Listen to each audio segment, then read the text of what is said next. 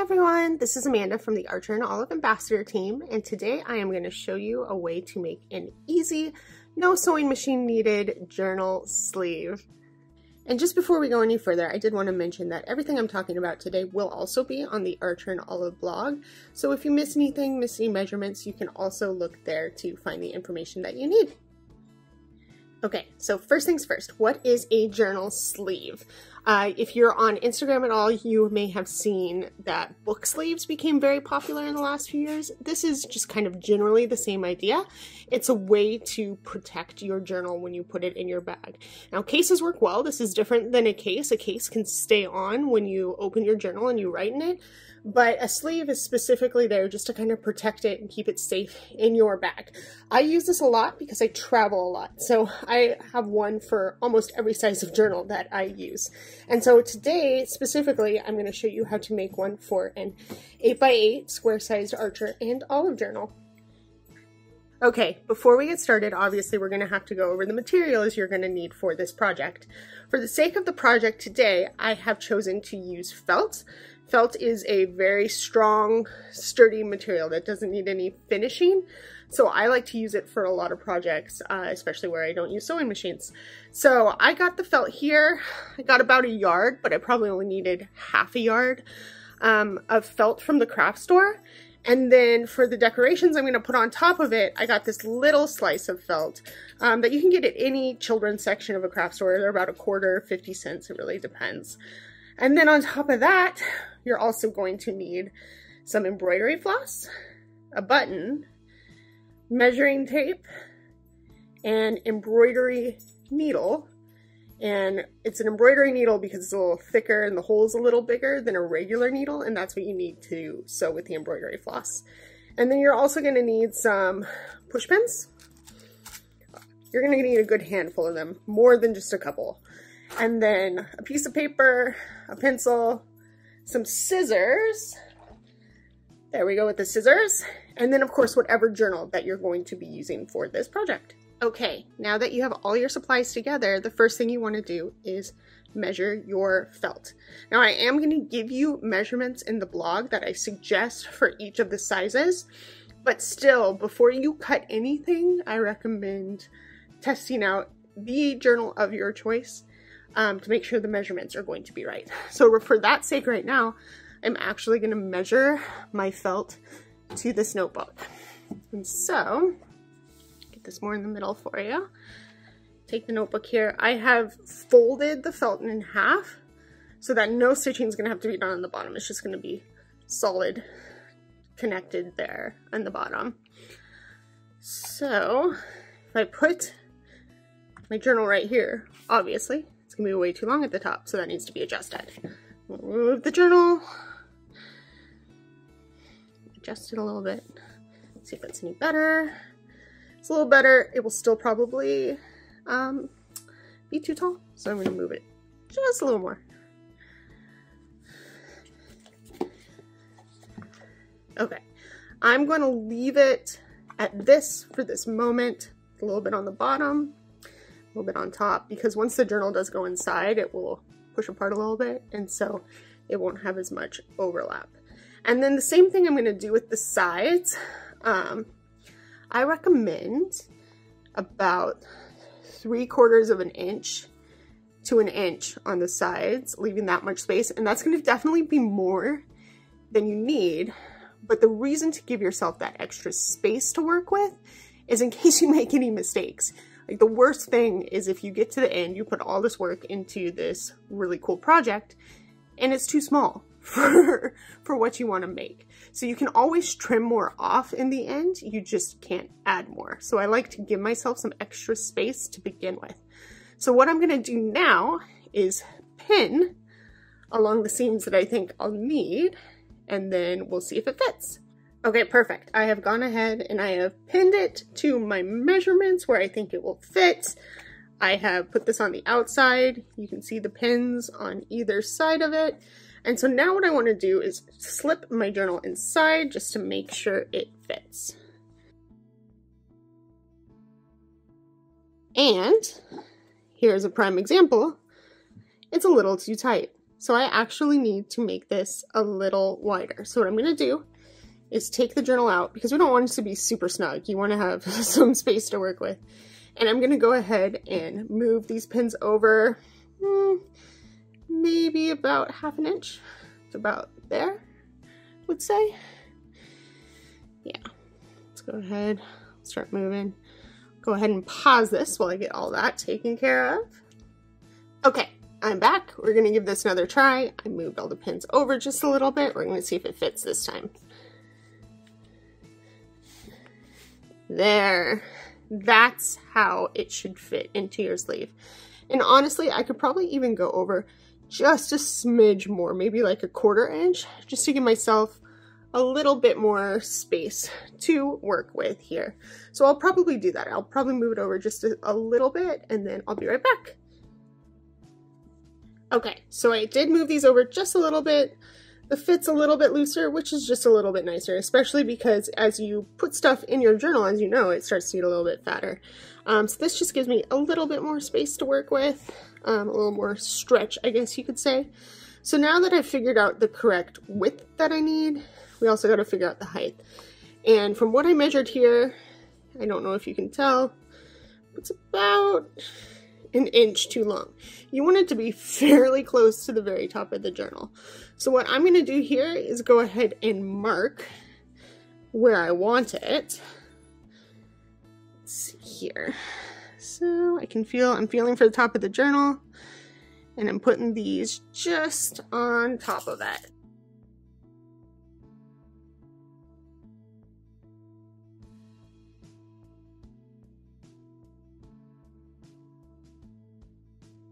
Okay, so now that I've marked that, I can go ahead and take my journal out. And now it's going to be time to cut. And so what I'm going to want to do, get out my little measuring tape here. And looks like, just to give myself that extra space I was going to talk about, I'm going to cut to about 11 inches here. And then up at the top, I'm not going to measure quite yet. I'm just going to kind of cut wide because I have a yard I'm working with here, and obviously this isn't a yard.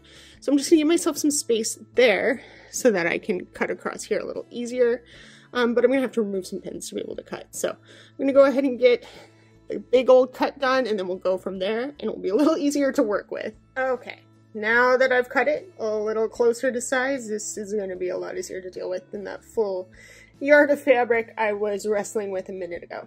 So I'm going to do one more test before I do my final cut up at the top.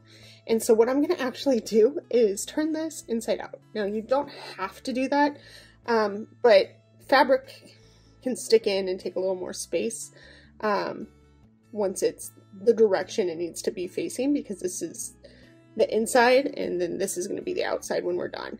So I'm just going to flip it inside out and test my journal in there one more time before I finish the cut.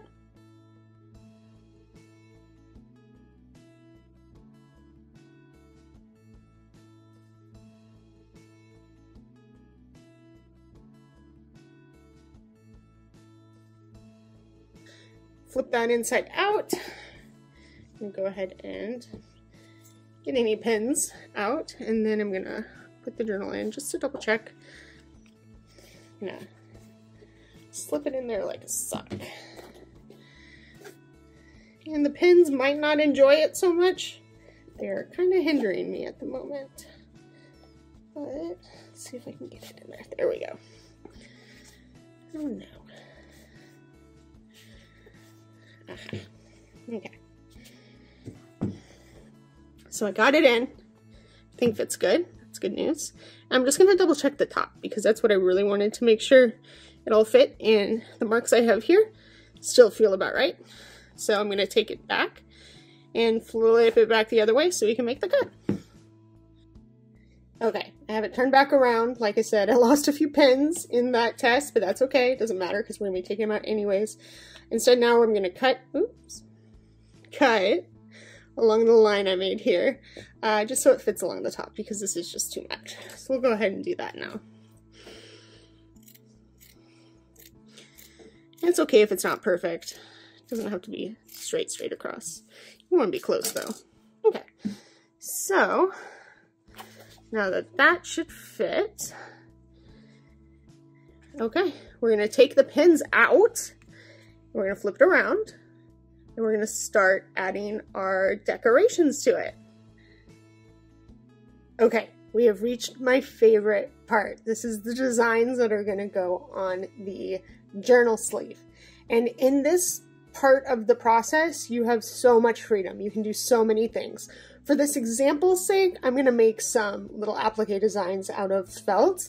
But I mean, the opportunities are endless. You could do embroidery, you could do some beading, you could even paint the felt. You can do whatever you want, and that's what I love so much about it. For today's purpose, I'm going to do a pretty simple design involving just the moon and a couple stars. And so that's what the paper and the pencil was actually for. I use it to mark out my design. And now I'm going to have more than one star, but I don't have to draw out more than one star. Because what we're going to do is cut these out and put them on the felt to use kind of as a guide. Because we only have one piece of felt and I have lots of paper. So I want to make sure I get it right the first time. But I've done many other patterns in the past as well. Lots of florals. I'll show you an example at the end of this video. But I will also have a printable for you of some designs that you can use for your book sleeve if you choose to make one. So I'm going to go ahead and cut these out, and then we're going to space them and see how we like it. Okay, so I've cut out the paper guides for the designs I want to do. Now if you look at the felt, I do still have some pins here. Those pins aren't actually holding anything together. You don't want it to be held together because you want to be able to sew through just one side of the fabric. But these pins are kind of markers for me so they know how to space my designs. I know that this is going to be the bottom, so I don't want to go past that. I know that these are kind of going to be where the folds are, so I don't want to go past that. And then to finish the design off, there's going to be a flap with a button. So I have this to kind of mark off the top so that I don't go too high. So the next step now, I've got my designs, I kind of figured out how I want it. I'm going to do a star here and probably a star here. I'm going to put these on the felt and cut them out from the felt. Okay, so I'm going to cut out this moon design first, and what I've done to make sure it's attached to this slice of felt that I have is just stick a push pin through it, and I'm going to cut now, kind of following the edges of the paper to get the design correctly.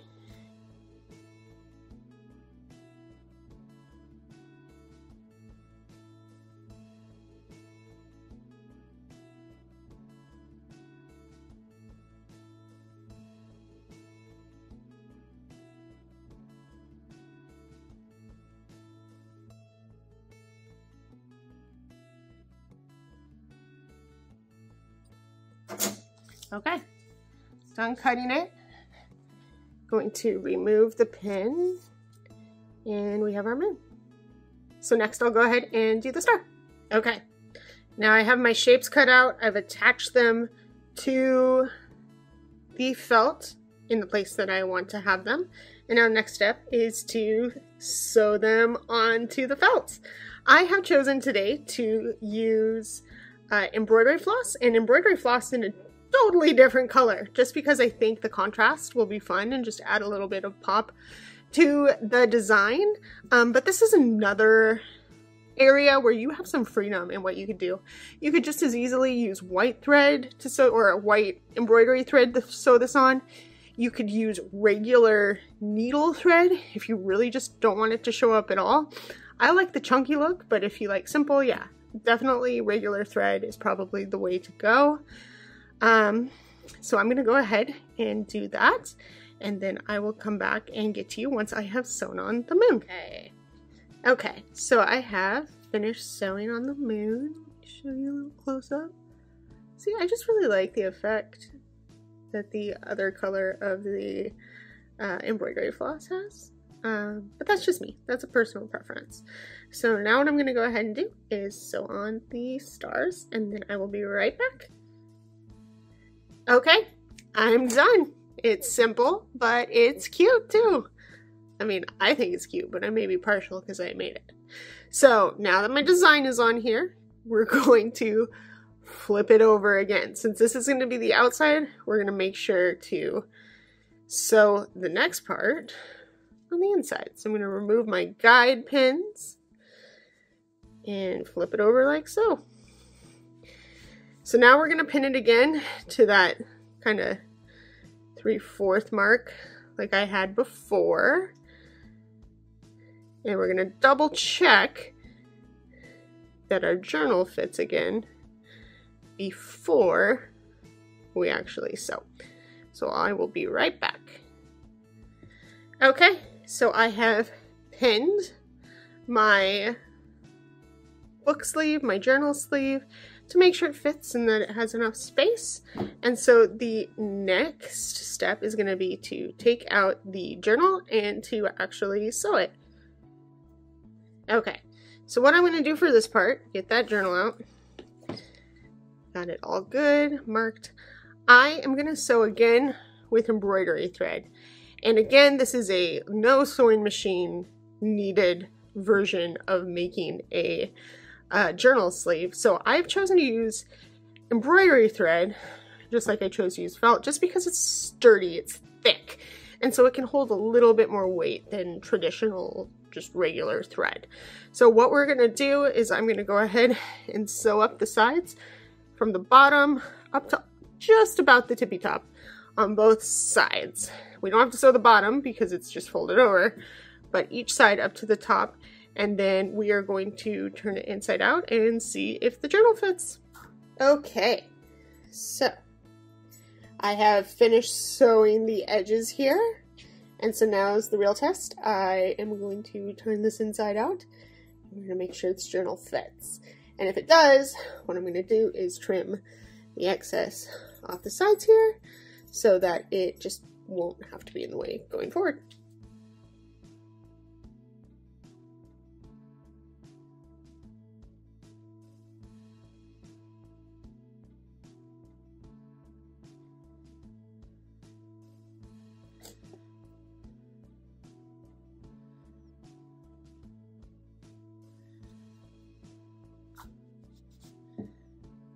Yay! Hooray! It fits, y'all. Okay, so what I'm gonna do now is turn it back inside out and trim the excess, and then also kind of trim the bottom corners at an angle, and then it will just sit a little better once it's actually turned inside out for good. So like cut these at a little bit of an angle. So I'll do that first, if I can find my scissors. That one at an angle. Make sure you don't get your thread. And that one at an angle. And then I'm going to cut the excess here. So now that I have finished this all up and it looks all good, I'm going to go ahead and do the last part, which is the flap. And so that can be any size that you want it to be. I like kind of a partial flap, so I'm going to use this scrap that I have left over from earlier. It's about the right width. It's going to have to be trimmed up a little bit. But yeah, looks pretty good for me. So I'm going to go ahead and trim this up, get it to be the right size, make sure it fits far enough on the back, and then I will get back to you. I have now figured out where I want my flap. I have trimmed it. I have pinned it here, so it's in the right spot. So the last thing I have to do is sew it. So how I'm going to sew it is two ways. I'm going to actually attach it to the back here, and I'm going to make sure to go all the way around because it just makes it a little stronger. And then, because I like it aesthetically, I'm also going to sew a border along the edges of the flap, just because I think it looks cool. And then once I have finished that, we will add the button. Okay, here we go. It is finished. I've gone ahead and added the flap on. I sewed it here so that it was reinforced, and then I used my X-Acto knife. You don't have to have one of these. You can use scissors to cut a hole here for the button, which I sewed onto the front, and it keeps it closed. Here we have it, finished product. Only takes maybe a couple hours at the most. Really depends on the design you do. The more intricate the design, the more time it takes. And then speaking of, while this was an easy design, I did promise I was going to show you my other notebook design, which is a little bit more complicated. Just a sec, let me go get it. So here is the notebook cover that I made for my B6 notebook. And this one definitely took me a little bit longer. There are a lot of layers to it. As you can see, the flowers, I sewed a lot of these pieces of the flowers together before I even sewed them to the sleeve. So this is what it could look like if you did a little bit of more complicated design, but it just takes a little bit longer as well. So B5, sorry, and square. Two really fun journal sleeves that you can use for traveling or just every day.